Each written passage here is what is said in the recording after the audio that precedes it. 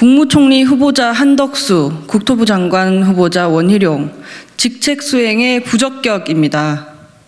이미 정의당은 윤석열 당선인의 국무위원 지명 후보자 중 한동훈, 정호영, 김인철, 김현숙 후보자에 대해서는 윤 당선인께서 지명을 철회해 주실 것을 정중히 요청한 바 있습니다. 오늘 정의당은 의원총회를 열어 현재 진행 중인 윤석열 정부 1기 내각 후보자들의 인사청문 경과를 공유하고 청문회를 마친 후보자 중 몇 분을 부적격으로 판단했습니다. 먼저 한덕수 국무총리 후보자입니다. 한덕수 국무총리 후보자는 여러 부도덕한 의혹이 꼬리에 꼬리를 물고 있습니다. 김앤장 근무를 둘러싼 이해충돌, 배우자를 통한 그림테크, 론스타 사건 개입, 외국 기업의 3억 월세 선입금, 무역협회장 휘트니스 무료 이용권 등 후보자에게 제기되는 의혹에 대한 해명은 국민의 상식으로 도저히 납득하기 어려운 수준이었습니다. 청무위원들의 타당한 의혹 제기에 모르쇠와 비협조로 일관했습니다. 부동산 의혹은 5년 이전 기록을 보여줄 수 없다고 끝내 거부했고 사적 이익을 위한 로펌 활동을 공익 활동으로 둔갑시켰습니다. 김앤장 4년여 기간 동안 20억 원의 급여를 받으며 한 일에 대해서 끝까지 감췄습니다. 무엇보다 정의당이 한 후보자가 총리로서 부적격하다고 판단한 핵심 이유는 한 후보자는 김앤장과 최고위 공직의 회전문 인사라는 점 때문입니다.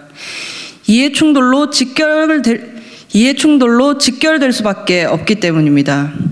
마치 국무총리가 초대형 로펌에서 파견 근무하는 자리가 되는 선례가 남으면 안 된다는 절박한 심정에서입니다. 더구나 김앤장은 론스타를 비롯해 가습기 살균제 외국 기업, 폭스바겐 배기가스 불법 조작, BMW 화재 사건 등 국가와 국민의 이익과 정반대의 편에서 대리 변론한 곳입니다. 한 후보자는 일말의 양심과 책임감이라도 있었다면 윤석열 당선인의 총리 제안을 거절했어야 합니다. 다음은 원희룡 국토부 장관 후보자입니다.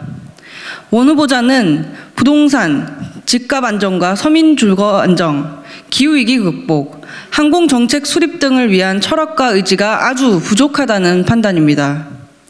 윤석열 정부가 해결해야 할 가장 중요한 과제가 부동산, 집값 안정과 서민 주거 안정입니다. 하지만 원 후보자는 집값 하향이라는 말만 되풀이할 뿐 실행 계획이나 의지를 찾을 수 없습니다. 도리어 부동산 세제 완화, LTV 적용 확대 등 집값 부양책만 확인할 수 있었습니다. 서민 주거 안정에 절대적으로 필요한 임대차 3법에 대해서도 폐지에 가까운 개선이 필요하다는 의견인 것으로 보아 서민 주거 안정을 크게 해칠 우려가 있습니다. 또한 후보자는 과거 발언을 뒤집고 가덕도 신공항, 제주 제2공항 강행 의사를 밝혔습니다.